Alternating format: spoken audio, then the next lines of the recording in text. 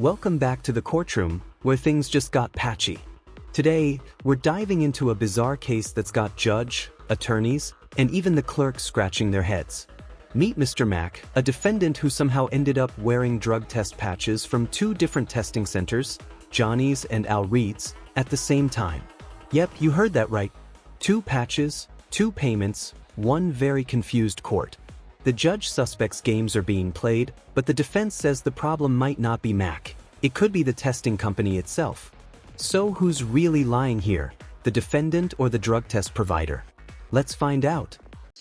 Okay, so Mr. Mack, after trying to figure out what was going on, and my clerk and I talking to everyone and figuring out what's going on, here's what I think we figured out.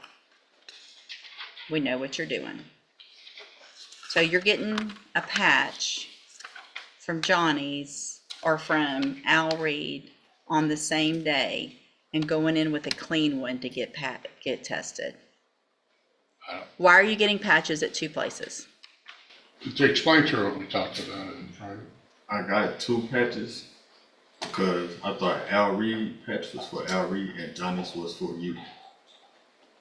He's on bond with Al Reed. Yeah. So did Al Reed tell you you had to have a patch? Yes, ma'am. They gave me a patch before I was even released. So you're not showing up anywhere with 2 patches on though. So if you have 2 patches, if you're getting 2 patches, you should have 2 patches on, right? How many patches do you have right now? 1. Okay, so whose do you have on? Al Reed. So what about Johnny's? I'll stop getting Johnny's because Al Reed told me I didn't have to get them anymore. He didn't seem to indicate that the quality of the patch from Johnny's is different than the quality of the patch from Al Reed's, and the difficulties he was experiencing with the patch from Johnny's was because it was an inferior quality patch and came off. So when did you get that patch? Do we know? Let me see. I get it changed on the 7th, so 24th, 25th. So you got a patch put on the 25th from Johnny's also. No, I paid them for an old patch on the 25th. They specifically put a date down that says, these are the dates that he has come into our office and have patches put on. And the 25th of September is one of those dates for Johnny's. Okay. Did they put one on or not on the 25th of Johnny's? I understand it says that, Your Honor. I don't know that they actually did that. That's my point. Well, they've got receipts, they've sent receipts, we've got serial numbers, we've got all of that information now. Without them available for cross-examination, I don't know if they did or not, is my point, whether they actually put one on. I'll take a drug test. I don't do any drugs, man.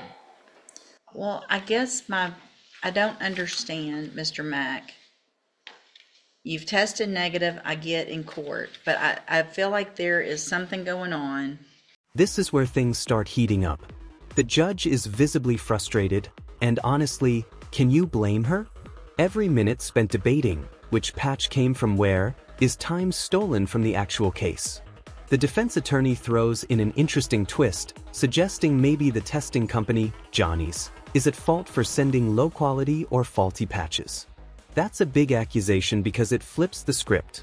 Instead of a sneaky defendant, maybe we're looking at a sloppy testing service creating chaos.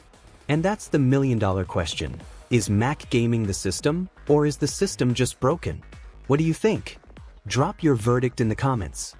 That doesn't make sense. And I feel like you're playing games. Your Honor, in all due respect, it may not be him, it may be Johnny's. That's my point. I mean, the assumption seems to be it's the defendant's fault.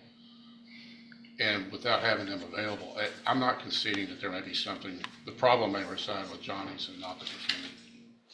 I'm not making an allegation of that, but that needs to be ruled out. Because he doesn't seem to be having problems with Al Reed doing the drug test. Well, there haven't been issues with Johnny's other than some untestable patches that That's- came in untestable. That's my point. The quality of the patch itself from Johnny's is probably. I don't understand why he got 2 patches on the same day from 2 different places. I don't know that Johnny's actually put a patch on. He paid them on the 25th. He went in and made a, they're telling him he owes them money, so he's going in. Right, and you're all paying them. caught up. They've already said he's all caught up. But they specifically said they put a patch on and they're willing to. And they went back and checked serial numbers and sent us this information. So I guess I don't understand why Al Reed's not having the same or similar problems with him. because he just started with Al Reed and he's doing both and there's something going on. And I'm tired. I'm tired. I mean, I'm just tired of dealing with it. I am too, Your Honor. It seems like I'm spending more time with this case with the drug patch as opposed to the case itself. I'm spending more time with the drug pat. Ms. Werner spent more time with this, and the only way here's where I am, is the only way I know to make sure that there's not games being played is to put him in jail because I feel like he's playing games. But, I mean, you've got a patch on. I don't understand. You just try the case, Your Honor. It would be the solution if you could get it tried. Well, it's not put it on the trial docket. It is. I think it was. Well, I mean, we'll get it tried on the trial date. It's Mr. Coleman's case. I believe it was set for trial a week or two ago, Your Honor. Wasn't ready. Yes, and it didn't get reached. Okay. Yeah. I think it was numbered. Oh, okay, gotcha. Here's what I want. I want a hair follicle test done at Mr. Mack's expense Where at? today at, I think Beaumont Occupational still does that. Oh, my, okay.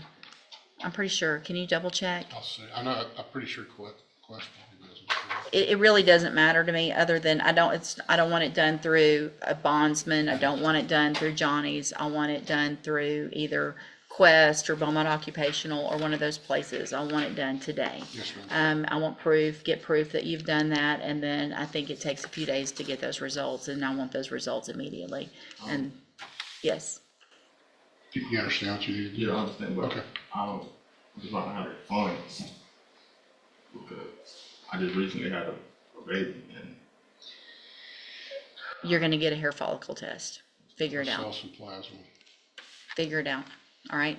You have 24 hours to get it done. All right, Okay. thank you. In the end, Judge has had enough. She orders a hair follicle test, which is basically the ultimate truth serum in drug testing, far more reliable than those questionable patches. Matt claims he just had a baby and can't afford it, but the judge doesn't budge. The message is clear. You play games, you pay the price. This case perfectly shows how even small inconsistencies can snowball into courtroom drama. So, what's your take? Honest confusion or clever manipulation? Let us know below. If you found this case as wild as we did, hit like, share your thoughts in the comments, and subscribe for more jaw-dropping courtroom breakdowns every week.